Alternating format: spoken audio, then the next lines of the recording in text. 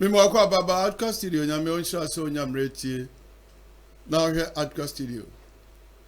Ahai yeka asemo a ebebie wani yeka asemo bema oman Ghana yakoya animu. Ye yamampani e de abetu dwa se obeso oye kwan efiri enkran besi Kumasi na ekwan no edamu. The kwan de oben no say e fa kurom biem demo ye de beto kuro no kwantia ana kuro no enchemu na traffic bebreba ya na ma kai sin contem na asusu adwen owo no ya adwen papa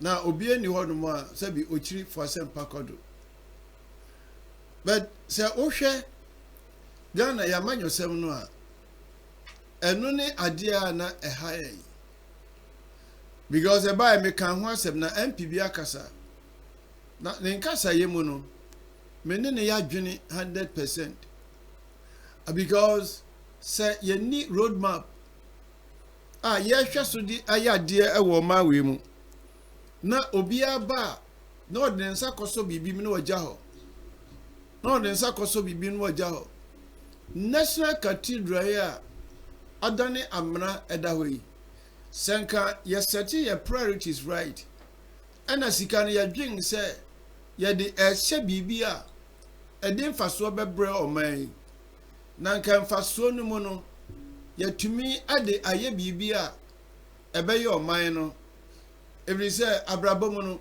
ye die hia ansa na ye de efata na de hia no ena de efata ebeba yekoye de efata yebebo yensema maye danso da bia no ne yetifaako a yentumi enkoanim na menya hunu omampani a waso dae friko amenkruma penso ebepem samri na yenti ena mede mahoode nyinara esupport na nakwambedi ako every say ohwe lay down principle brantie no ede to kwam na hwe 2 pillars na woka ho asem jese amantam bia no ebenya bibi kakra gina so na nka akoma ni nyina abom nanso wei de ye ba ko fiti nkwantia ye nuru ba bia na mre na so na sika no a ye gide shares ade ni mu no ye edisi factory bia na nka nkwala bi eyem wadwuma ye nwene saa na niema bi e beka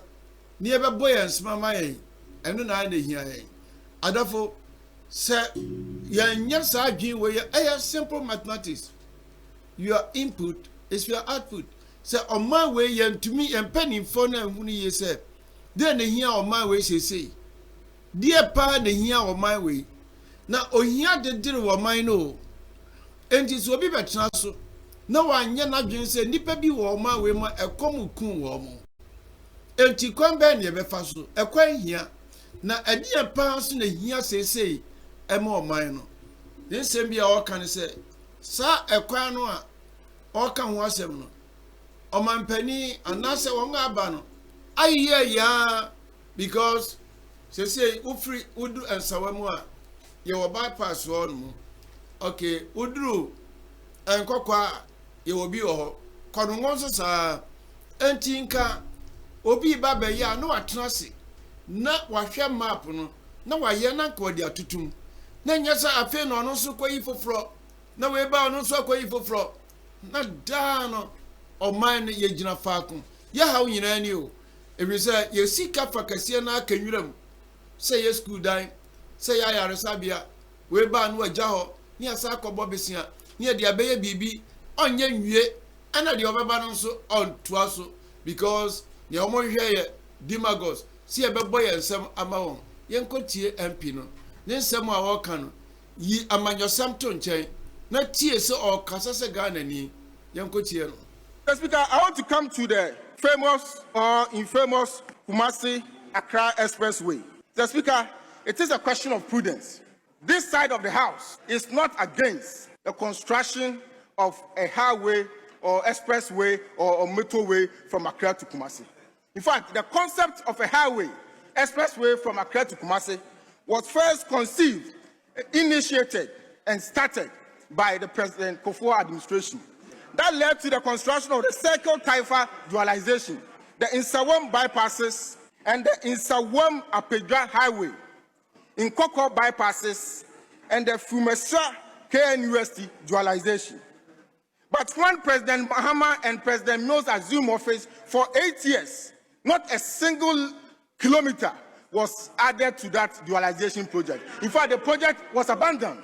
It took President Akufo-Addo to revive the project and started interventions, bypasses in Osino, and Yinem, Inyiresi, and Konongo bypasses. The Ofanko in Sawam, which is currently underway, it's all part of effort to support that dualization, even including the Pokuasi interchange. Mr. Speaker, the logical thing to do was for this government to continue. But instead, once again, they want to abandon the project.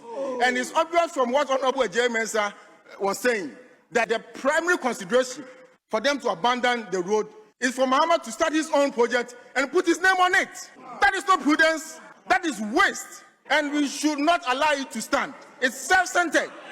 Mr. Speaker, earlier on, the President said that the duration of the project will be 3 years. They said that it will start next year and it will be completed at the end of the Mahama administration. That is less than 3 years. But later on, the minister came to say that they are now hiring a contractor, a consultant to do feasibility studies. If you haven't done feasibility studies, how do you know about the design? How do you know about the cost? How do you know about the duration? Funding is not even secured. You don't know about the procurement process. How can you determine the duration of the project, which is you claim to be 3 years? From experience as construction minister, I can tell you that if this project is to become reality, it won't take more than 6 years to complete this project. Mr. Speaker, we all know that this Kumasi-Accra road is the most important trunk road in the country. A third of the Ghanaian population use this road. As we speak, the road in the state is in a state of disrepair. Contracts have been awarded for contractors to repair the road, to help people to commute freely. The minister has decided not to resource them, and the road is continuing to create problem, accidents, and affecting productivity and all that. But he doesn't care. Maybe because he doesn't use the road. The finance minister doesn't use the road. The president doesn't use the road. Many people who use the road go by air.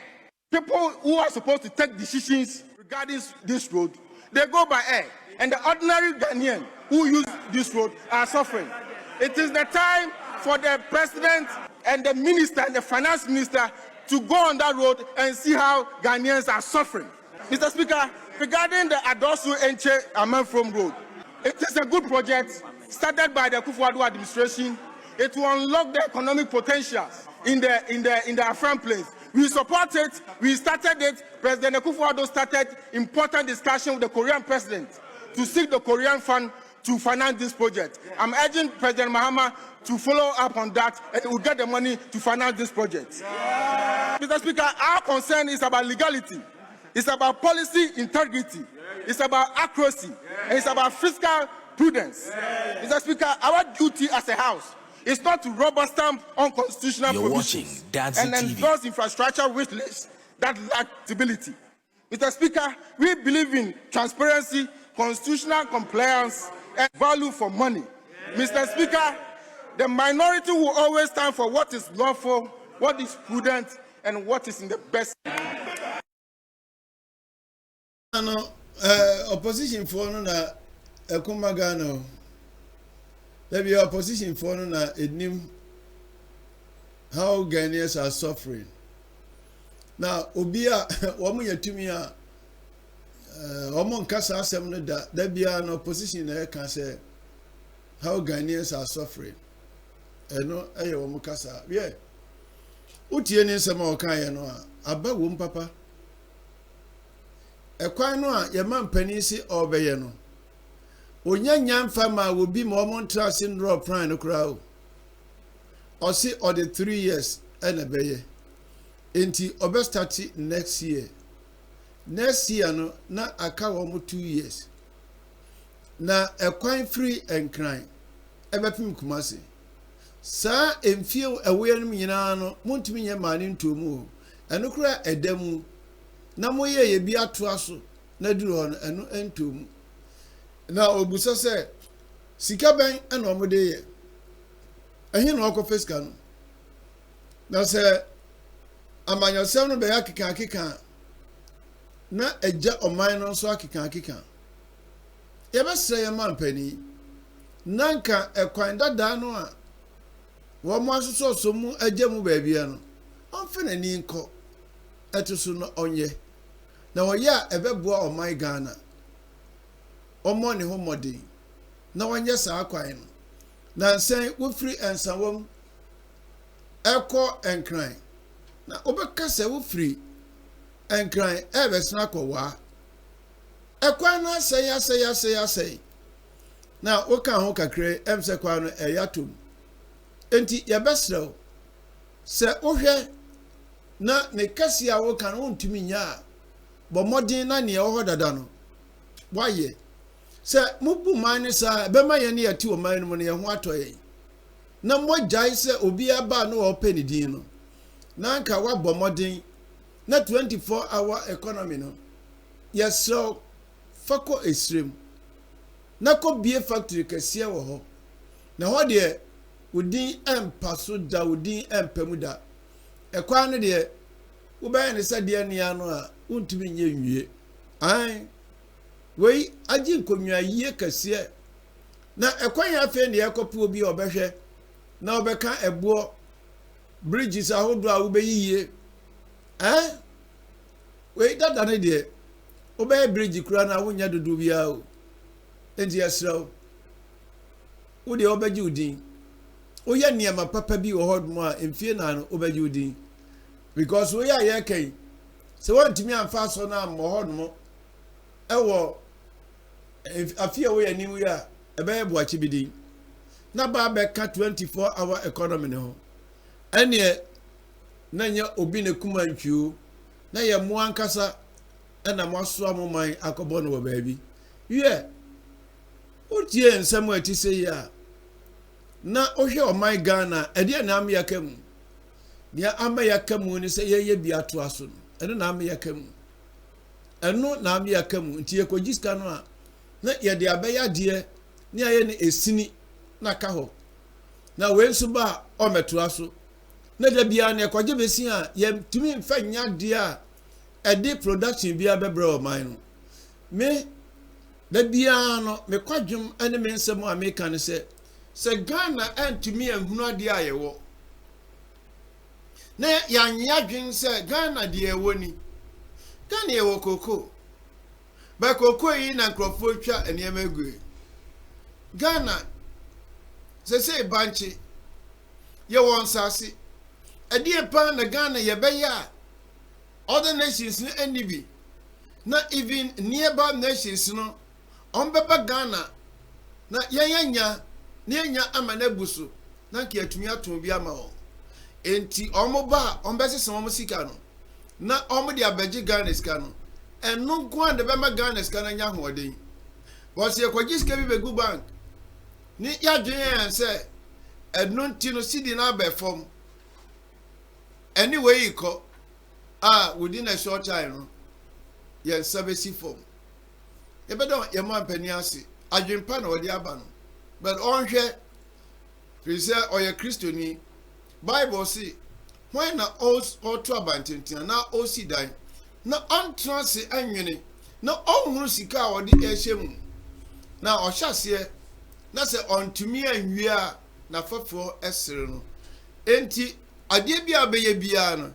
Shena hunu ye se ade wo ya meye metumi awie anya sa wa ha ho ana wa ha wo man no so Ghana mumi anwene ne ni anwene ochina de yaya ne ne betumi de awura ochina papa bi mu mo ani hwe ani tie bye bye.